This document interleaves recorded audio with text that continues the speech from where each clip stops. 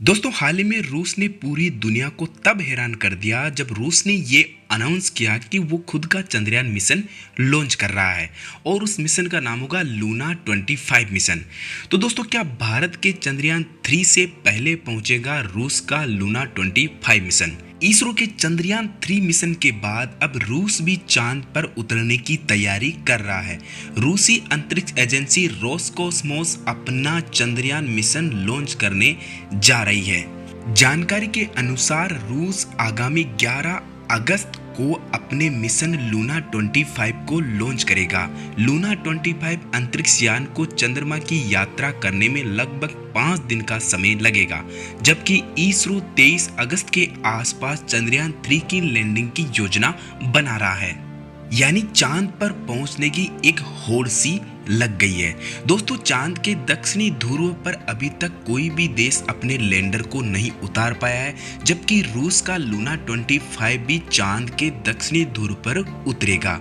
अगर हम बात करें रूसी अंतरिक्ष एजेंसी का मिशन मून, जो कि भारत से पहले सफलता हासिल कर सकता है, रूसी अंतरिक्ष एजेंसी रोसकोस्मोस ने बताया कि उसके लूना 25 अंतरिक्ष यान को चंद्रमा की यात्रा करने में लगभग 5 दिन लगेंगे, जबकि इसरो 23 अगस्त के आसपास चंद्रयान 3 की लैंडिंग की योजना बना रहा है।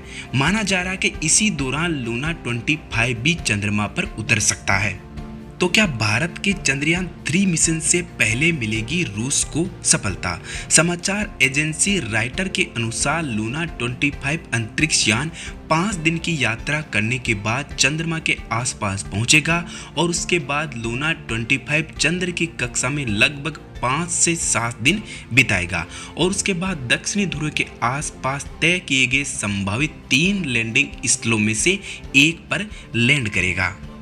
अगर हम भारत के चंद्रयान 3 मिशन और रूस के लूना 25 मिशन की बात करें तो दोनों लगभग एक ही समय में चांद पर लैंडिंग करने की योजना बना रहे हैं। तो क्या दोनों एक दूसरे के साथ टकरा जाएंगे और दोनों को एक दूसरे से कितना खतरा है?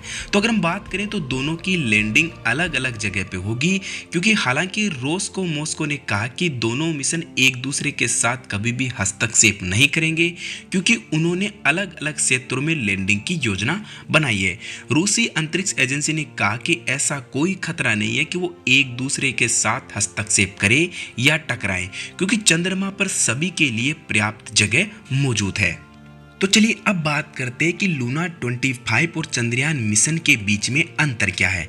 जानकारी के अनुसार रूस का लूना 25 चंद्रमा की सतह पर ऑक्सीजन की खोज करेगा, वहीं साथ ही लूना 25 चंद्रमा की आंतरिक संरचना पर भी रिसर्च करेगा। वहीं भारतीय अंतरिक्ष अनुसंधान संगठन इसरो ने कहा कि चंद्रयान 3 का लक्ष्य चंद्रमा की सतह पर सुरक्षित और नरम लैंडिंग करना है।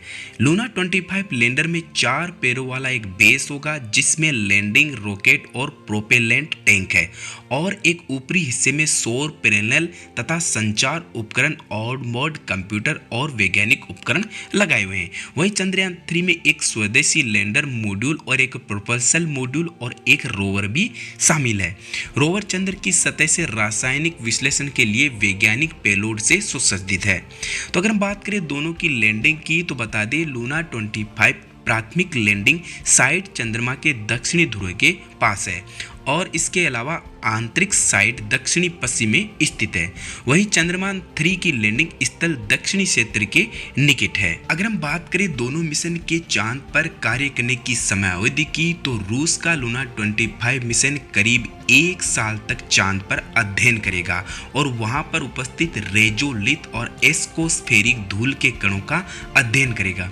वहीं भारत का चंद्रयान 3 मिशन सिर्फ 2 सप्ताह तक काम करने के लिए डिजाइन किया गया है। लूना 25 सोयूज 2 फ्रिगेट बूस्टर से लॉन्च किया जाएगा। तो दोस्तों अब देखने वाली बात यह होगी कि दोनों देशों में से कौन चंद्रमा की दक्षिणी ध्रुव पर उतरने वाले पहले देश बनते हैं। ये तो आने वाला समय ही बताएगा।